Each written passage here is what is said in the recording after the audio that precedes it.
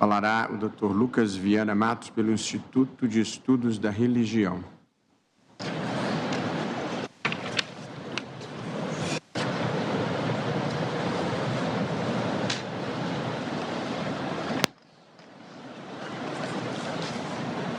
O doutor Lucas Viana Matos se posiciona à tribuna. Excelentíssimos ministros do Supremo Tribunal Federal, demais autoridades presentes, boa tarde. Começo saudando, com muito respeito, as pessoas que tiveram a vida de suas famílias diretamente atravessadas pela violência do Estado brasileiro e que hoje, nesse dia histórico, ocupam este plenário. Saúdo também os movimentos sociais e organizações de favela que protagonizam a mobilização em torno dessa DPF e a todas as organizações da sociedade civil que construíram coletivamente essa articulação nos últimos 5 anos. No dia 18 de outubro de 1994, agentes da Segurança Pública do Estado do Rio de Janeiro executaram 13 pessoas, incluindo adolescentes, durante uma operação policial na favela Nova Brasília. Nessa mesma incursão, 3 jovens, 2 delas adolescentes, foram vítimas de atos de tortura sexual por parte de agentes policiais. No dia 8 de maio de 1995, no mesmo território, agentes do Estado executaram mais 13 pessoas.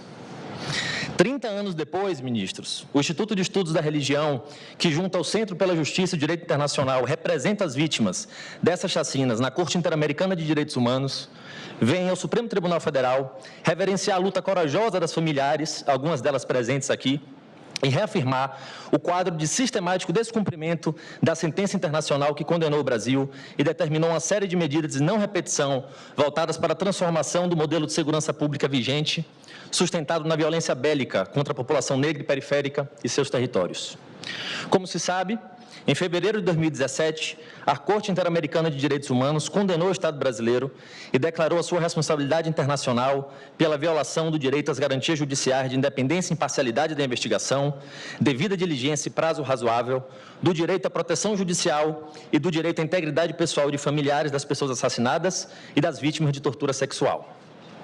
A sentença determinou a adoção de políticas públicas para garantir a não repetição de violência de Estado, com ênfase na redução da letalidade policial, na adoção de mecanismos normativos que garantam investigações sérias, eficazes e independentes em casos de violência policial, com destaque para a autonomia dos órgãos de perícia técnica, além de medidas que viabilizem a efetiva participação de vítimas e familiares em todas as etapas de investigação e processo. O tema urgente da redução da letalidade policial, já abordado por vários colegas hoje, no Rio de Janeiro e no Brasil, articula diretamente o caso Favela Nova Brasília com essa DPF. No contexto geral de descumprimento das medidas da Corte Interamericana de Direitos Humanos, o Estado do Rio de Janeiro nunca apresentou um efetivo plano de redução da letalidade policial, que seja construído com participação popular, que reconheça a dimensão estrutural do racismo na política de segurança pública e estabeleça uma meta concreta de redução anual de 70% das mortes provocadas pela atuação do Estado. A responsabilidade pela política de segurança pública letal e violenta é compartilhada por diversas instituições do Estado, sendo fundamental o papel de controle externo que deveria ser exercido pelo Ministério Público, por determinação constitucional. O controle externo, ministro Alexandre de Moraes, não se confunde, contudo, com iniciativas meramente formais e burocráticas, como é o caso do plantão anunciado pelo Procurador-Geral do Ministério Público do Rio de Janeiro, referido pela minha colega da Justiça Global. O controle externo demanda ações institucionais consistentes, capazes de prevenir ações policiais violentas, interromper violações de direitos em curso e responsabilizar os agentes de segurança envolvidos em dinâmicas de violência de Estado, através de investigações independentes. A responsabilidade em relação ao cumprimento da sentença internacional é, igualmente, de todos os poderes e órgãos do Estado.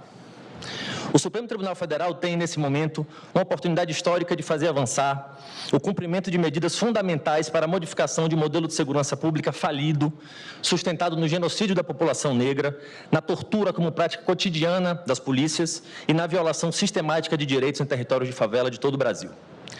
A modificação desse paradigma de segurança pública, ministros, no Rio de Janeiro e em todo o país, com ampliação do controle jurídico e político das forças de segurança, é requisito mínimo para que seja possível imaginar e forjar a efetiva democratização da sociedade brasileira. Essa ação de descumprimento de preceito fundamental é um passo decisivo nesse percurso. Obrigado. Doutora Nina Barroim, pelo CEJU.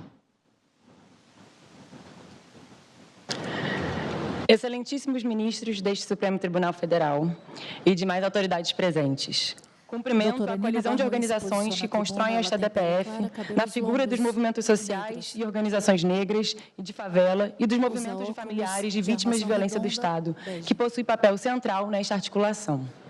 Saúdo também com profundo respeito a luta de todas as pessoas que tiveram suas vidas impactadas pelas chacinas conhecidas como Caso Favela Nova Brasília, algumas delas presentes hoje neste plenário. O Centro pela Justiça e o Direito Internacional, junto ao ISER, representa as vítimas deste caso na Corte Interamericana de Direitos Humanos e vem, na qualidade de amicus curiae, reiterar o sistemático descumprimento por parte do Estado de suas obrigações internacionais que reverberam nesta DPF.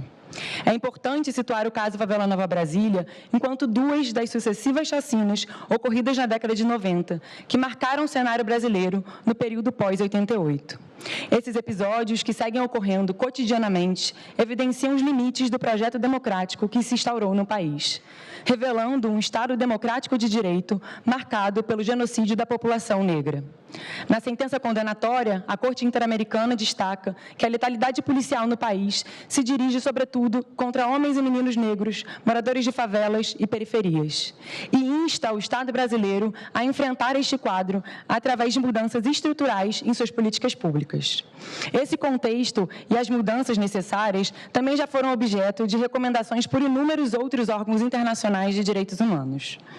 No mesmo sentido, como já mencionado anteriormente neste plenário, o artigo 8º da Convenção Interamericana contra o Racismo, incorporado ao ordenamento jurídico brasileiro com o status de emenda constitucional, determina que os Estados devem garantir que a adoção de medidas de qualquer natureza, inclusive aquelas em matéria de segurança, não discriminem, direta ou indiretamente, pessoas ou grupos.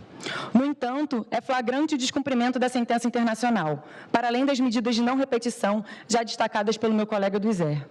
A reabertura das investigações relativas às chacinas de 94, por exemplo, ocorreu em desconformidade com os parâmetros de devida diligência e de garantia de participação dos familiares das vítimas, determinados pela própria Corte.